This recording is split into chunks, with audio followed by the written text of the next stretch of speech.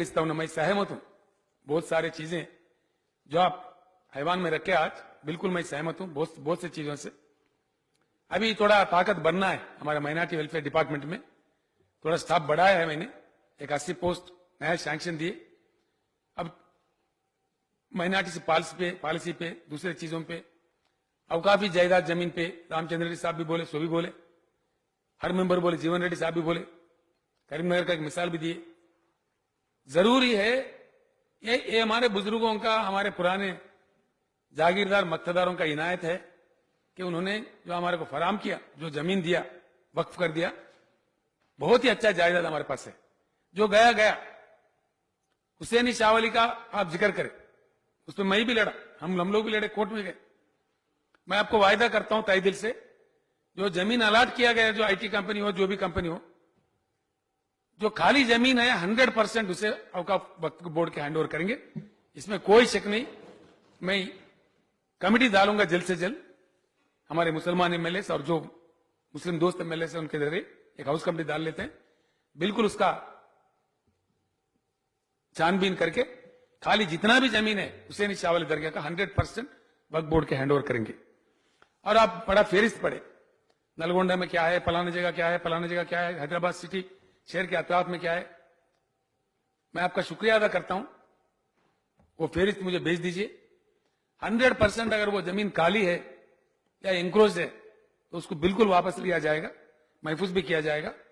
और एक बात भी मैं प्रॉमिस करता हूं आपको, अगले जो हमारे बजट सेशन चलेगा, एक कानून, एक बिल लाएंगे हमारे वक्फ बोर्ड को जुडिशियल दर्जा, ताकि वो खुद एक्शन ले सके, मजिस्ट्रियल पावर्स उनको देने का भी मैं आपको वायदा करता हूं। रामचंद्र साहब भी डिमांड करे उसका, वक्फ बोर्ड जुडिशियल पवर ఇవ్వాలన్నారు, తప్పకుండా ఇద్దాం। ఈ సభల్ని మనం कानून पास చేద్దాం। एडवोकेट जनरल साहब को मैं बोलता हूं, आप खुद बैठ के वो कानून बनवाइए, आप लोग बैठ के उसको हम अमलावरी करेंगे। दूसरा, आप 4-5 चीजों का आप डिमांड करें आज। एक चीज यह है कि सेल्फ फाइनेंस कोर्स, अभी कडियम सेरी साहब से मेरा बात हुआ, इन्हें डिग्री 17 जूनियर कॉलेज है जो सेल्फ फाइनेंस है और 4 डिग्री कॉलेज। मैं खुशी के साथ ऐलान करता हूं, वो सेल्फ फाइनेंस बिल पॉलिसी नहीं, वो बिल्कुल सरकार ले लेगा, government will take over and पूरा खर्चा उसका सरकार भर्ती कर देगा। उन बच्चों पर से वो बोझ निकल जाएगा, बिल्कुल वो पूरे जितने इंस्टीट्यूशन है अभी से गवर्नमेंट रन करे। वो आप सीआरई साहब के साथ बैठिए, तो जीवो निकालने में आप थोड़ा मदद कीजिए, किस प्रकार का निकलना चाहिए, क्या होना चाहिए, उसमें मुलाजिम कितने हैं, वो कौन से मुलाजिम है, क्या है, किस दर्जे के है, किस प्रकार से किया जा सकता।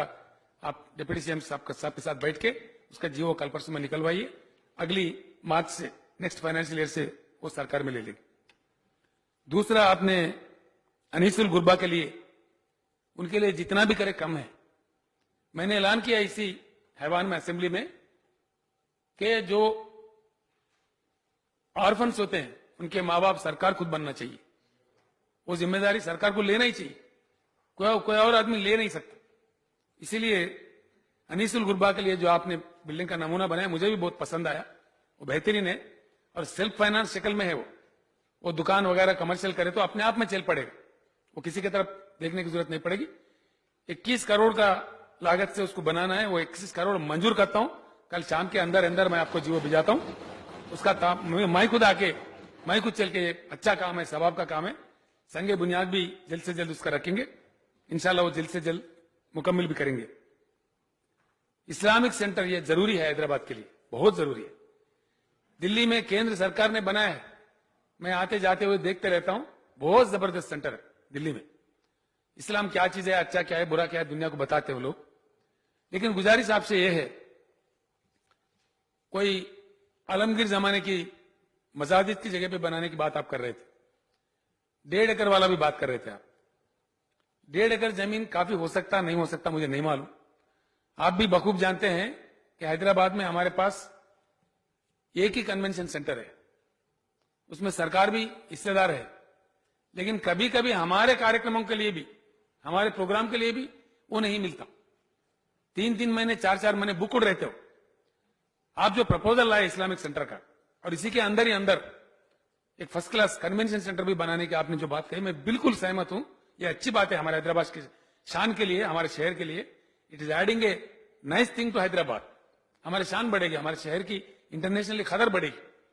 और एक दूसरा कन्वेंशन सेंटर भी हमारे को मिलेगा, लोगों को भी मिलेगा, आम लोगों को भी, जो भी है जहां कॉन्फ्रेंस जो करना चाहे कर सकते, उसमें फंक्शन करना चाहे कर सकते।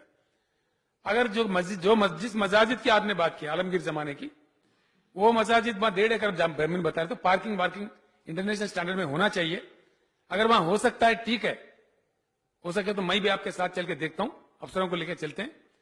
अब उसके अतराफ में अगर एक 4-5 एकड़ सरकारी जमीन है तो वो भी ले लेते हैं। अदरवाइज दूसरा कोई अच्छा जगह ढूंढते हैं उसी एरिया में, हाईटेक सिटी के आसपास में सरकारी जमीन है, एक 8, 10, 12 एकड़ में अगर आप बनाए तो फर्स्ट क्लास पार्किंग और अच्छा एकदम बेहतरीन सेंटर जो एकदम कायम रहेगा, कईयों साल चलता रहेगा। और हैदराबाद दक्कन में, हमारे दक्कन में पहला बहुत ही अच्छा इस्लामिक सेंटर होगा। उसके लिए जितना भी रकम चाहिए मैं सैंक्शन करने के लिए तैयार हूं, क्योंकि इट्स ए गुड एडिशन।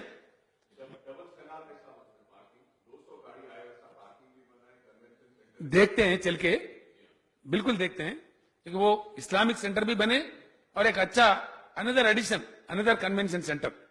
बहुत कंपटीशन है, लोग तरस रहे हैं उसमें, है तो बहुत अच्छी बात है, चल के देखेंगे। अगर है तो वहीं बना लेते हैं, आजू बाजू में कुछ जमीन है खरीद भी लेते हैं, कि 1 एकड़ खरीदना भी पड़े तो खरीद भी लेते हैं, बना देते हैं। मैं आपको वायदा करता हूं उसको मुकम्मल करेंगे हम लोग, अगले इलेक्शन से पहले ही उसका इब्तिदा भी करेंगे, उतना जोर से काम करेंगे।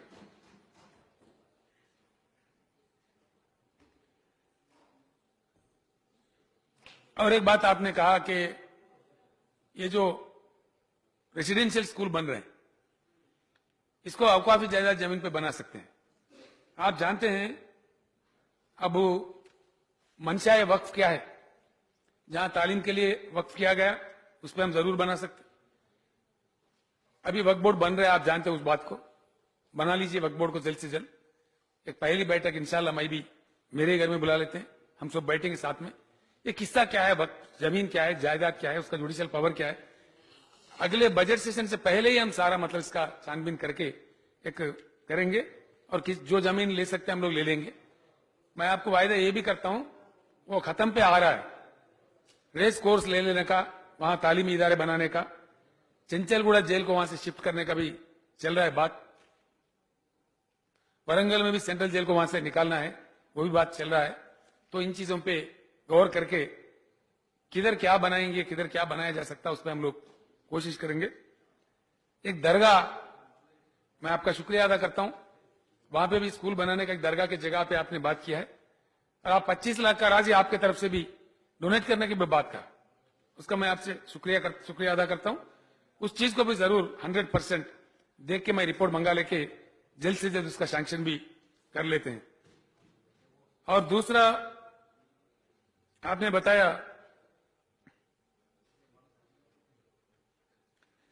शादी मुबारक एप्लीकेशन जितने भी साल के हैं वो अभी सेटल हो रहा है, स्कीम कंप्लीट अच्छा हो रहा है। अभी हमारे रुकने असेंबली को उसका जिम्मेदारी देने के बाद भी अच्छी तरह से वो चल रहा है, उसमें करप्शन भी कम हो गया है, एकदम जीरो हो गया है। जितने भी एप्लीकेशन इस साल के होंगे 31 मार्च के अंदर 100% उसको क्लियर किया जाएगा, ये मैं आपको प्रॉमिस करता हूं।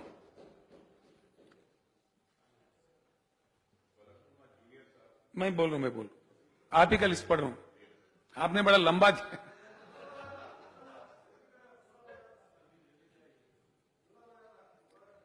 कॉन्ट्रैक्ट एम्प्लॉइज का रेगुलराइज करने में 4% मुस्लिम रिजर्वेशन को देखना चाहिए। ये तो देखना ही पड़ेगा, अगर अफसर अब तक नहीं देखेंगे तो वो गलती हो जाएगा। रूल ऑफ रिजर्वेशन जो माना जाता है उसको बिल्कुल सख्ती से इंप्लीमेंट करते हैं, वो चाहे एससी का हो, एसटी का हो, बीसी का हो, जिस किसी का भी हो, 100% उसको फॉलो करना ही पड़ेगा। कानून है, जब बिल पास है तो उसको देखना पड़ेगा। मैं सेक्रेटरी माइनॉरिटी से कह देता हूं आज ही कि सारे डिपार्टमेंट से वो छानबीन करे, डिस्कस करे। एडवाइजर साहब से भी कह देता हूं, आज ही कह देता हूं कि इसको इंप्लीमेंट किया जा रहा है, नहीं किया जा रहा है। अगर नहीं किया जा रहा है तो डेफिनेटली किया जाएगा। अगर किसी जगह नहीं है, मुस्लिम एम्प्लॉय नहीं है, तो वो कंपेंसेट भी करेंगे हम, उसके रास्ते होते हैं, आप भी जानते हैं। दूसरा, उर्दू टीचर वैकेंसीज के बारे में आपने एक कानूनी चीज बताया, 3 टाइम्स अगर नोटिफाई करे और उसके बाद उसको रिलैक्स कर सकते हैं। आप जैसा बताया बिल्कुल उसी तरीके से अभी से करेंगे।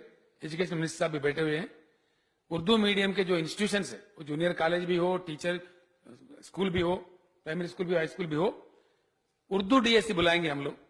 1 बार 2 बार 3 बार बुला के कानून के मुताबिक अगर वो उसको कर सकते हैं उस तरीके से, तो बिल्कुल करने के लिए मैं तैयार हूं। वो आपसे एजुकेशन मिनिस्टर साहब बात भी कर लेंगे। NEET exam should be conducted in Urdu, there is nothing wrong, बिल्कुल इससे मैं सहमत हूं। हर भाषा में दिया जा रहा है, जब मौका तो उर्दू में क्यों ना दिया जाए। जो इंसान, जो स्टूडेंट उर्दू में लिखना चाहते हैं उनको देना चाहिए। ये मैं बिल्कुल कल ही प्राइम मिनिस्टर ऑफ इंडिया को मैं लेटर लिखता हूं, और माइनॉरिटी वेलफेयर मिनिस्टर जो मरकज में बैठे हुए नकवी साहब, उनसे मैं बात भी करता हूं। Definitely I will take it up with the government of India. You have been representing this to me. Now you said that some estimate is also ready. ये 10 करोड़ का राशि इमीडिएट इसके लिए सैंक्शन करते हैं। फलकनुमा हमारे तारीखी जगह है, वहां अगर अच्छा एक इमारत आ जाए तो बहुत अच्छी बात है, उसको भी सैंक्शन कर देते हैं। कल शाम के अंदर आपको जीओ इसका मिल जाएगा। By tomorrow evening we will issue the जीओ।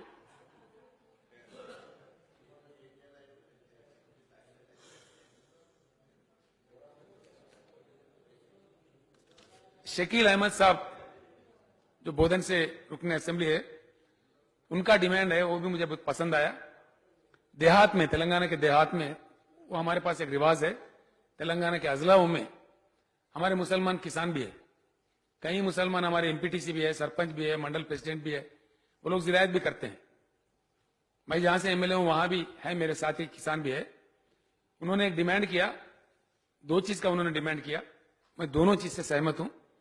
एक डिमांड यह था कि जो ग्रीन हाउस, हमारे एग्रीकल्चर मिनिस्टर साहब भी बैठे हुए हैं, ग्रीन हाउस का जो दिया जा रहा है, मुस्लिम किसान अगर है तो एससी एसटी को जो 95% सब्सिडी दे रहे, उसी हिसाब से मुस्लिम किसान के लिए उन्होंने डिमांड किया। बिल्कुल उसको मैं मानता हूं, ऑर्डर्स दिए जाएंगे उनके परसेंटेज के मुताबिक।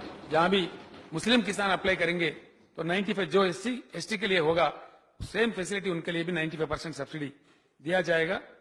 दूसरा बात उन्होंने डिमांड किया, फाइनेंशियल सपोर्ट स्कीम्स जितने भी अमल करते हैं, वो चाहे फाइनेंस कॉर्पोरेशन हो, जो भी हो, सरकार की तरफ से डिपार्टमेंट भी हो, बैंक लिंक रखने से वो बैंक कंसेंट नहीं देता, वो इंप्लीमेंट नहीं होता, वो पैसे खर्च नहीं होता, बजट खर्च नहीं होता। जैसा फाइनेंशियल सपोर्ट्स में एससी एसटी को जो सहूलत 90-95% दिया जा रहा है, एससी में हम लोग कुछ ऐसा कर रहे हैं कि 90-95% सब्सिडी दे रहे, 5% एससी कॉर्पोरेशन से दे रहे, तो मतलब 100% उनके ऊपर कोई बोझ नहीं है, कोई बैंक लोन नहीं है। जिस तरह से financial support schemes SC ST को इंप्लीमेंट किए जाएंगे, उसी शक्ल में बैंक कंसेंट नहीं लेते हुए मुस्लिम एप्लीकेंट्स को भी लिया जाएगा 100%। ये भी मैं ऑर्डर्स कल ही इश्यू करा देता हूं, ताकि कुछ इंसाफ उनको हो सके। इसमें सबसे बड़ी बात हम सबके सामने ये है कि 12% रिजर्वेशन हासिल करने का सभी लोग भी डिमांड कर रहे थे, और आप कह रहे थे अकबर साहब के 12% को हासिल करने में क्या हमारे 4% गुम ना हो जाए। मैं बिल्कुल इस 50% के अंदर हमारे 4% है, कभी भी वो धोखे में नहीं होंगे, जो कि that is according to the supreme court judgment also. तो उसमें हमको कोई इतना फिक्र करने की जरूरत नहीं है। तो इसीलिए 100% पूरा आप खुद जानते हैं, जो लोग कुंदू कमेटी में काम कर चुके हैं, जो लोग महाराष्ट्र सरकार जो कमेटी तभी उसमें काम कर चुके हैं, जो रहमान कमेटी में काम कर चुके हैं, वैसे दानिश्वर आज हमारे साथ जुड़े हुए हैं। मजहब के नाम पर रिजर्वेशन हम नहीं देने जा रहे, ये मजहब के नाम पे नहीं है, सोशल और एजुकेशनल बैकवर्डनेस पे रिजर्वेशन है, मजहब के नाम पे नहीं। मजहब के नाम पे दे तो कोर्ट काटेगा, हम जानते हैं वो लोग, तो इसीलिए मजहब के नाम पे नहीं, लेकिन बैकवर्डनेस इन दिस कम्युनिटी, जो भी उनका इकोनॉमिकल बैकवर्डनेस है, एजुकेशनल बैकवर्डनेस है, सोशल बैकवर्डनेस है, उन्हीं चीजों पे उसी को क्राइटेरिया बनाते हुए ये दिया जाएगा। 4% इस अंदाजे में दिया गया, ये 12% भी उसी अंदाजे में दिया जाएगा। एक बार सभ्युలందరికీ చాలా సందర్భాలలో जब कभी हमारे मुसलमान भाइयों से या बहनों से बात करता हूं, एक मायूसी वो लोग एक्सप्रेस करते हैं, हमारे कौन देखते भाई, हमारे से क्या होता भाई, हमारे को तरक्की नहीं होता भाई అనే వాళ్ళు. కానీ ఈ రోజు मैं हमारे तेलंगाना के मुस्लिम भाइयों को बहनों को हमारे हैवान के जरिए through you sir I assure all my Muslim brothers and sisters of Telangana that Telangana government is keen for the development of the Muslim community of Telangana 100%. मायूसी छोड़ दो, आपके साथ तेलंगाना सरकार है, बिल्कुल आप तरक्की होना चाहिए. खुद ही को कर बुलंद इतना, हर तकदीर से पहले खुदा खुद बंदा से पूछे बता तेरी रजा क्या है. तो इस हिसाब से बिल्कुल अपने आप में हिम्मत रखिए, मायूसी छोड़ दीजिए और आगे बढ़ के एक सुनहरा तेलंगाना बनाने में आप भी भागीदार हिस्सेदार बनिए. बिल्कुल सरकार आपके साथ रहेगी. इतना कहते हुए